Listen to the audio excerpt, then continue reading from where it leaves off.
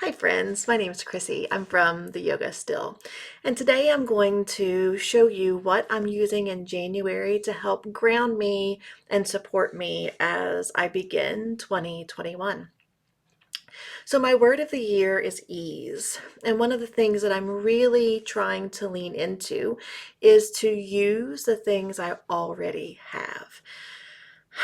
Part of what I'm frustrated about 2020 was how I handled a lot of my pandemic stress, especially early on, with a little too much comfort shopping.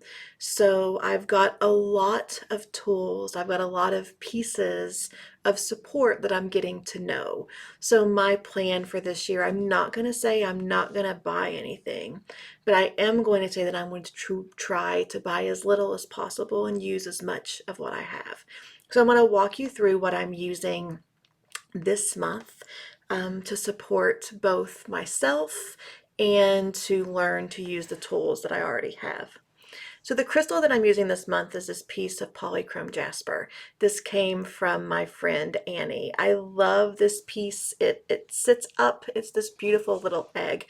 And what polychrome jasper does for us is it helps us to connect to our intentions and then how to transform those intentions into actions.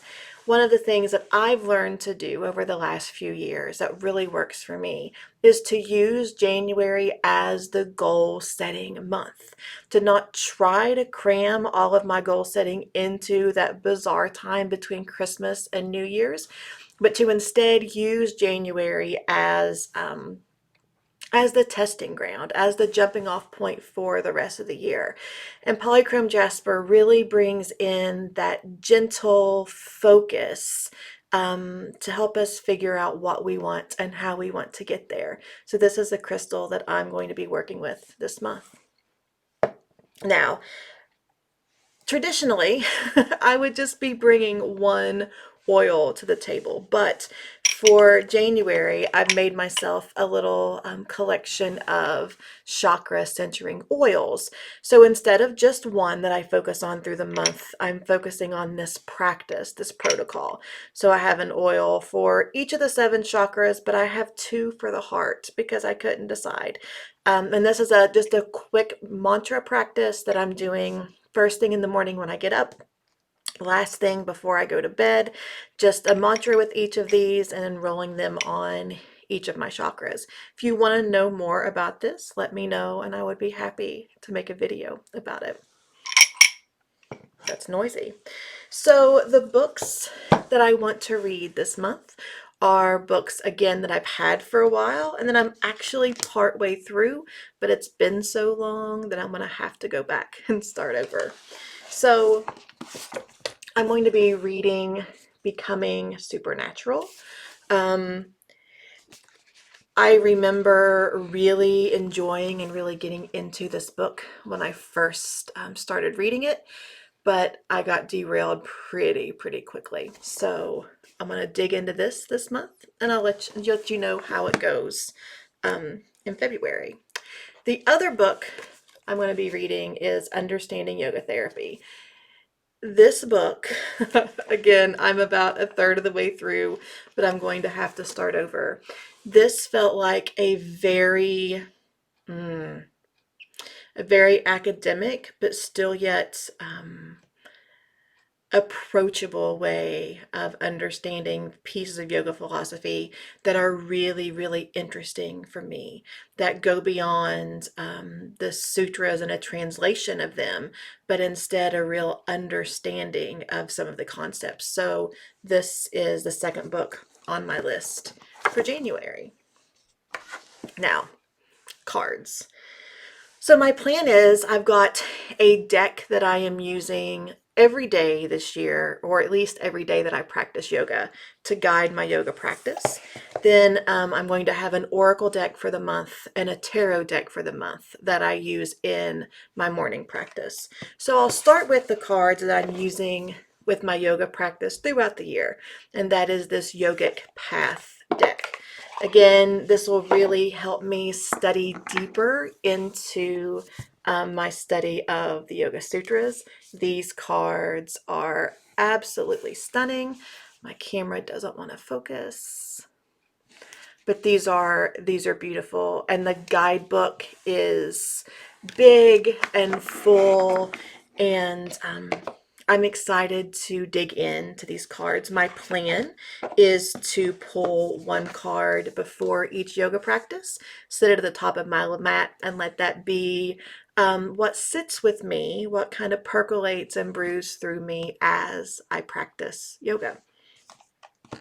So the tarot deck that I'm using this month is the Star Child Tarot.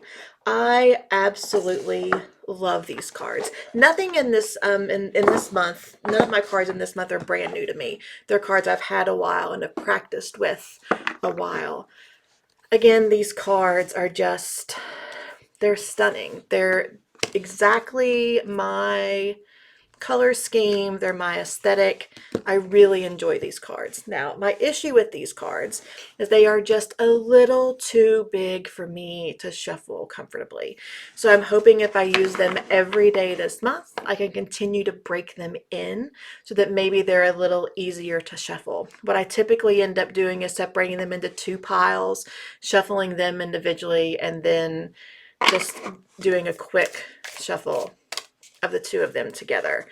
So I'm hoping that my use of these, one, brings me more comfort with this deck, and two, makes this deck more physically usable for me. I will do a 3-card draw every morning with these cards.